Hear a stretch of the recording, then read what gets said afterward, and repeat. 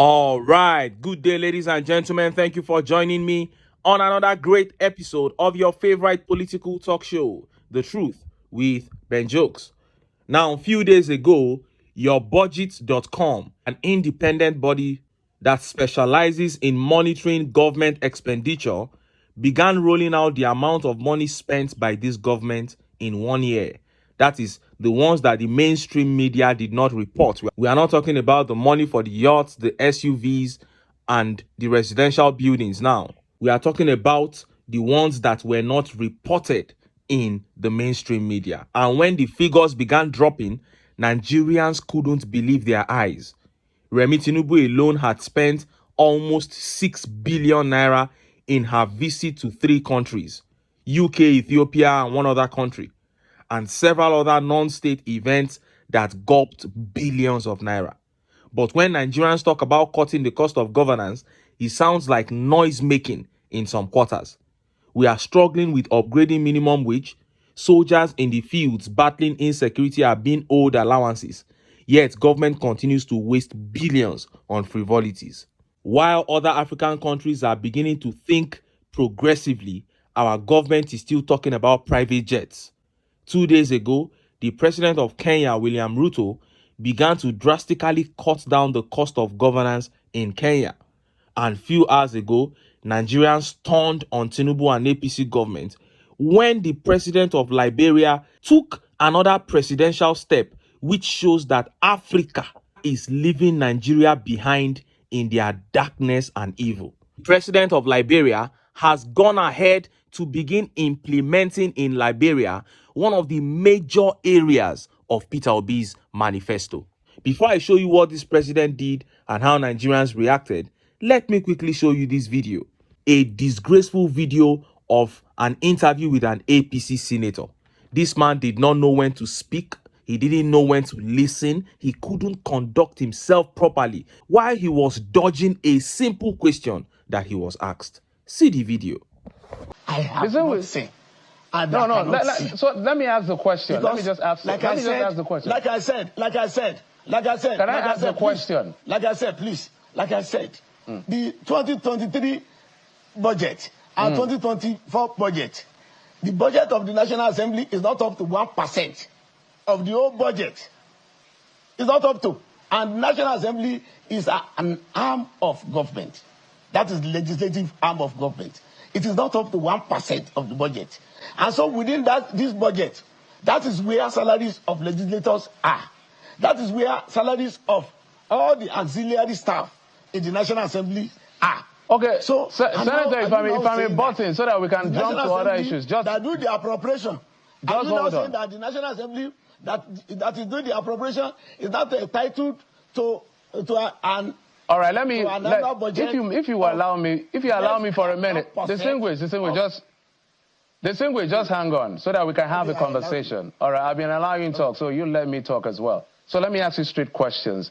How much does an average senator go home with in a month? It's a direct question, so direct answer. Yes, it's a direct question, and I will give you a direct answer. The direct answer that I will give you is that if I tell you it's 10 naira, you will not believe it. You are a journalist. There is Freedom of Information Act. Go and use it and find out and show the evidence openly to Nigerians so that no senator will come here or House of Representatives person will come here and deny it. That is the best way to get it. It's not as if we don't have the numbers. You are the one that is earning the... No, it's not a... Look, it's not a combat. It's just a question. If you tell me a figure, and I now dispute it, how are you going to... All right, just give Nigerians a figure. I'm not going to say the figure I have, but give Nigerians a figure. You assert must prove. Your money is public money. We know how appropriation is done. It's a simple question. How much do you earn? Nobody's going to doubt your position. When, my brother, when something becomes controversial, then the third party, which you are, the journalist, which you are now supposed to establish the veracity. Please use that act, get to it, and just present it to Nigerians that this is what a House of Assembly, a House of Representatives, and the senator hands. The Not previous allegations. Because at times, distinguished, I don't want to belabor the issue. I knew why I asked that question. I know the budget of the National Assembly. We know how these expenditures are done. I wanted it to. You are the spokesperson of the Senate, so it's within your right to help us understand the things we don't know. So if we don't have that information, which we do, we'll ask you. Whatever you don't know, whatever you don't know, you cannot bring. You saw that. I wonder how this country missed it so much, missed it so badly, that we have to be stuck with this kind of men at the very top of our nation. So incoherent, so terrible to listen to. In Nigeria, the National Assembly is a cult. The place is being run like a cult. They won't let the members of the public know about the workings of the National Assembly. Yet, they claim to be representing the people. You cannot tell us what you earn because you know you don't deserve it. Now he's asking the journalists to deploy the Freedom of Information Act, FOI, to get the truth about their earnings himself. But on so many occasions, individuals have publicized the earnings of members of the National Assembly, and senators and reps come out to debunk the sums. So even if the journalist goes to do his research, he will still come out and debunk it. And I'm sure that the journalist even has figures right there in front of him. You are the spokesperson. Why not just tell us if you are sure that you are not ripping the people off? Anyway, I don't blame him. I blame Nigerians who have allowed few men, less than 5,000 men, to plunder the resources meant for over 200 million people. If Nigerians don't wake up, this is how it will remain. Now, let us look at what the president of Liberia did. They just pushed out George Weah, and their new president is doing this. Look at how the papers reported it. Liberian president slashes own salary by 40%. Liberian President Joseph Boakai has announced a voluntary 40% reduction in his salary. This was disclosed in a statement shared on the website of the Liberian government on Saturday, which said the move aligned with Boakai's commitment to fiscal integrity and national financial security. This is coming days after some lawmakers arrived at the parliament in tricycles, popularly known as keke, in protest against the non-payment of funds for their vehicles by the Ministry of Finance and Development Planning. Boakai said the announcement reflects his determination to lead by example in strengthening government accountability and demonstrating solidarity with the citizens. The statement partly read, "In fulfillment of his commitment to fiscal integrity and national financial security, President Joseph Nyuma Boakai has announced a voluntary 40% reduction in his salary. According to the president, the announcement reflects his determination to lead by example in strengthening government accountability and demonstrating solidarity with the people of the nation." The Liberian leader said the move is aimed at setting a precedent for responsible governance and nation building. More so, Boakai has pledged to empower the civil service agency to ensure that public servant salaries are in line with the current state of the nation and that workers receive fair compensation for their contributions to the country. Earlier on Thursday, Boakai officially launched the Employee Status Regularization Program aimed at enhancing employment and payroll transparency and accountability within the government.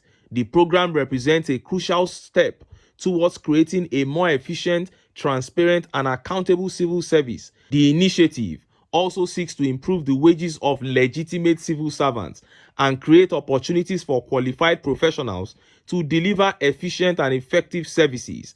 Boakai, who succeeded former President George Weah, is currently in Nigeria for the 63rd ordinary session of the Authority of Heads of State and Government of the ECOWAS. This news coming out while he is in Nigeria. Look at what this man did. He refused to buy cars for members of their, legislature there, and they came in keke napep to protest to him, not knowing that the man has slashed his own salary by 40%. He said he wants to show solidarity to the people and not to the politicians. And then he moved ahead to create a good package for the civil servants. Something that Tinubu is struggling to do in Nigeria, that he's refusing to do because it's been over a year now. They've been talking about minimum wage. While Tinubu is taking sides with politicians, this president of Liberia is taking sides with the people. He said he's standing in solidarity with his people. Tinubu bought SUVs, 160 million naira each for all the lawmakers, bought for his wife. But look at what the president of Liberia is doing. He refused to release money to buy exotic cars for their lawmakers over there. And he said he's going to adjust wages to meet the current economic realities of Liberia. This is leadership. This is how to lead. Now he's in a meeting in Nigeria. When they meet in Nigeria like this, let them be teaching our own leaders how to lead. And these guys are now drawing everything out of Peter Obi's blueprint, out of Peter Obi's manifesto. First, it was the president of Kenya cutting the cost of governance. Now the president of Liberia, following Peter Obi's manifesto, cutting the cost of governance. You can never underrate that. There is no better way to prove to the people that you are responsible than to cut the cost of governance. Peter Obi keeps saying it. Cut down the cost of governance. You cannot be sitting on your high horse to tell Nigerians to endure while you are wasting money on frivolities. It is not done. And look at how Nigerians reacted. Look at some of the tweet reactions.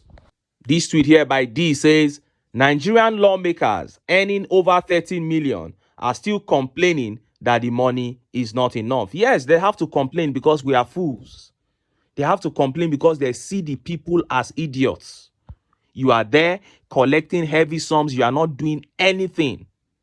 I cannot point to anything that lawmakers have done in this country that I cheered and said, yes, these guys have really done well. But you are collecting 30 million as basic salary and you say it is not enough. And I believe it's even more than that. And this tweet by Kayode Abraham says, bad omen, curtailed and contained. Good accomplishment of a visionary leader who borrowed and has learned lessons, who sees into future and has begun taking steps to avert disastrous eruptions of calamities and the likes. That is it. And Robert Ekanem says, worthy of emulation. Show me a leader and I will show you the Liberian president. The Nigerian president, on the other hand, will ask his residents to sacrifice for economic prosperity. However, he will never make such gesture. He will rather increase salaries of judges by 300% as payback for handing power over to him. That is the situation that we have found ourselves in this country. So pathetic. Nigeria was once the giant of Africa, but look at where we are.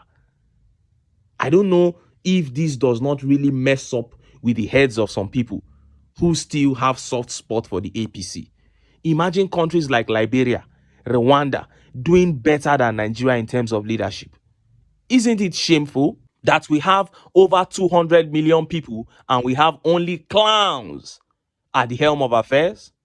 I think it is very shameful. I think it is in fact a disaster, but it can be corrected if Nigerians want to. I have said time and again what Nigerians need to do to take their country back. When we are ready, we will all know. But until then, make I still enter town.